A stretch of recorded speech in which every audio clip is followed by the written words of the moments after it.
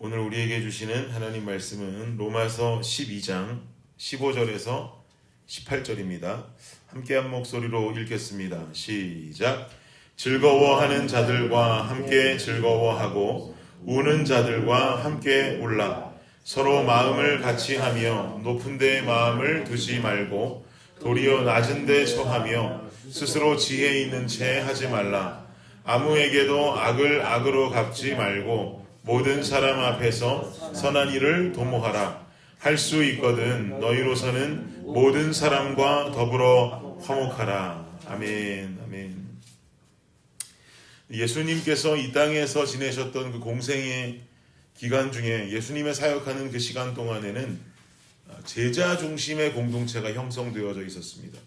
예수님께서 제자들에게 주시는 가르침이 있었고 또 늘 예수님을 그 따르는 무리들에게 예수님께서는 여러 가지 가르침과 천국의 복음을 전파하시면서 그야말로 제자 중심, 따르는 무리 중심으로 복음과 천국의 메시지가 전달이 되었습니다.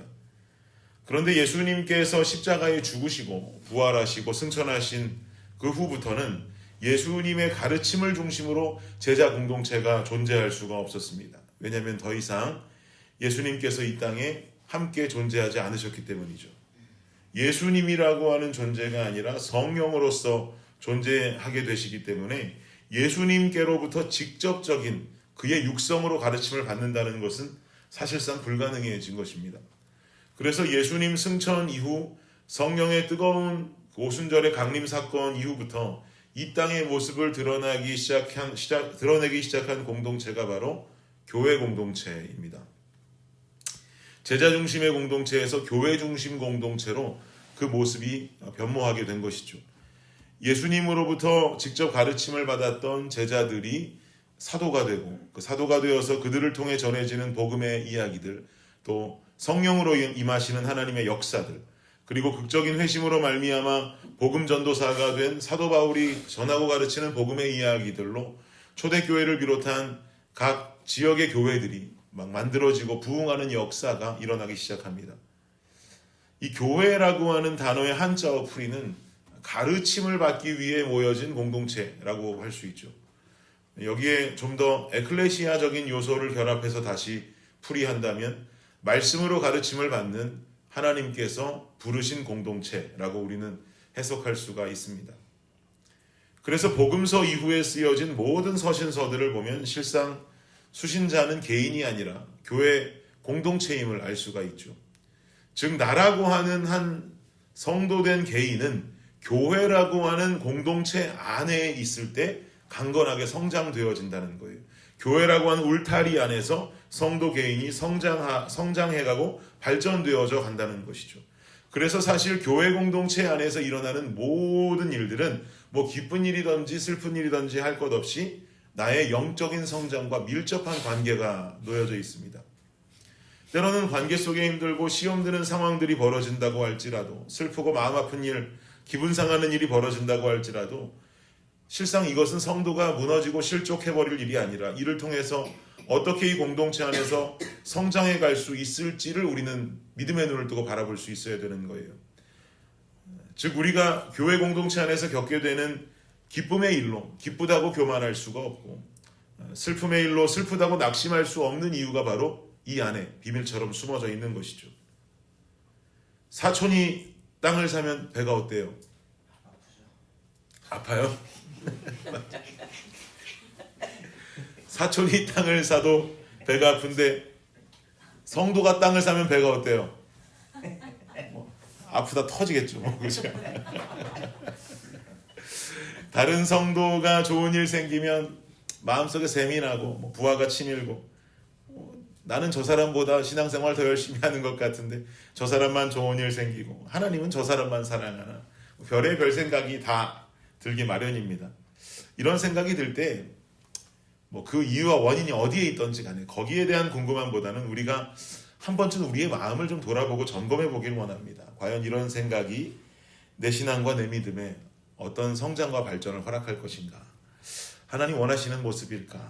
어떤 강건함을 이런 생각들이 우리에게 줄 것인가? 오늘 본문 속에서도 분명히 말씀하고 있단 말이죠. 15절 말씀 보시면 15절 함께 읽어볼까요? 시작. 즐거워하는 자들과 함께 즐거워하고 우는 자들과 함께 울라. 여러분, 우는 자들과 함께 우는 게 어려워요? 즐거워하는 자와 함께 즐거워하는 게 어려워요? 전 개인적으로 둘 다 어렵지만 즐거워하는 자와 함께 즐거워하는 게 저는 훨씬 더 어렵다고 생각합니다.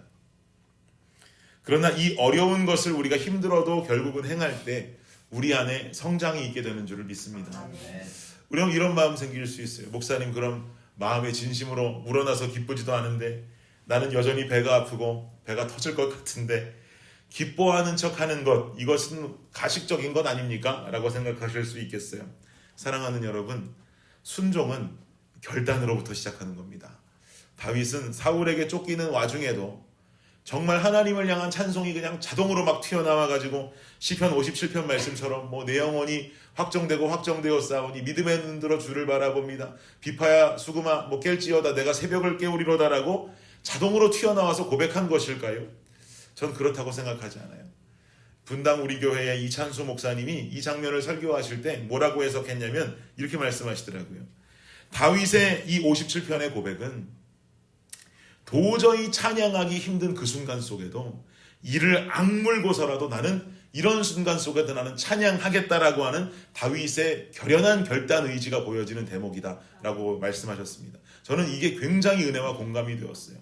도저히 기쁜 마음이 아니라 할지라도 그것이 주님의 뜻이라면 어떻게든 내가 기뻐하겠습니다. 노력하고 하는 것은 가식이 아니라 결단이고 순종입니다. 가식이라면 절대로 그렇게 다가설 수조차 없어요. 결단하고 순종하다 보면 힘들어도 내 마음이 가지 않아도 주님 뜻이 그것이라면 내가 결단하고 순종하다 보니 내 믿음이 자라나는 줄 믿습니다. 힘들어도 도저히 못하겠어도 내가 그 일을 함께 기뻐해주고 박수 쳐줄 때 내 영이 성장하고 나아가 그 사람이 나의 기쁜 일에 또한 박수 쳐주는 나의 동역자가 되는 것입니다. 바울 사도는 분명히 18절로 말씀하고 있어요. 읽어볼까요? 시작. 할 수 있거든 너희로서는 모든 사람과 더불어 화목하라. 아멘. 교회 공동체 안에서 화목할 수 있어서 화목한 것 뭐가 어렵습니까? 화목할 수 없어도 성도들이 함께 결단하고 품어주고 세워주고 기쁨에 함께 기뻐하는 이 삶을 어려워도 결단하고 순종하며 살아갈 때 우리는 결국 화목하게 되어지는 퍼즐 조각이 맞추어지는 은혜의 경험을 하게 될 것입니다. 영적인 성장은 준비된 자에게 찾아오는 것이 아닙니다. 결단하는 자에게 주어지는 주님의 선물인 줄을 믿습니다. 그러므로 화목한 예수 그리스도의 공동체, 함께 웃고 함께 우는 아름다운 블레싱 공동체로 더욱더 성장하고 발전해가는 우리 모두가 될 수 있기를 예수 그리스도의 이름으로 축복합니다. 기도하겠습니다. 주님 감사합니다. 우리가 화목할 수 있어 화목한 것이 아니라 그럴 수 없다 할지라도 내 마음이 힘이 들다 할지라도 주님 뜻이거든 내가 주님 해보겠습니다. 홀로는 힘드니 주님 도와주십시오. 주님께서 은혜로 나를 좀 채워주십시오 라고 하는 우리의 결단 속에 우리의 순종이 완성되어지고 이러한 순종 가운데 우리 모든 교회 공동체 주님께서 이 땅의 마지막 소망으로 생각하시는 이 교회 공동체가 아름답고 멋지게 세워져 갈 줄을 믿습니다. 오늘도 그 과정 가운데 있는 우리 블레싱 교회가 되게 하여 주시고 하나님 보실 때에 참으로 기쁨의 교회이다 기쁨의 공동체다라고 하는 칭찬 듣는 우리 교회 되게 하여 주시옵소서. 감사합니다. 이 모든 말씀 예수님의 이름으로 기도드립니다. 아멘.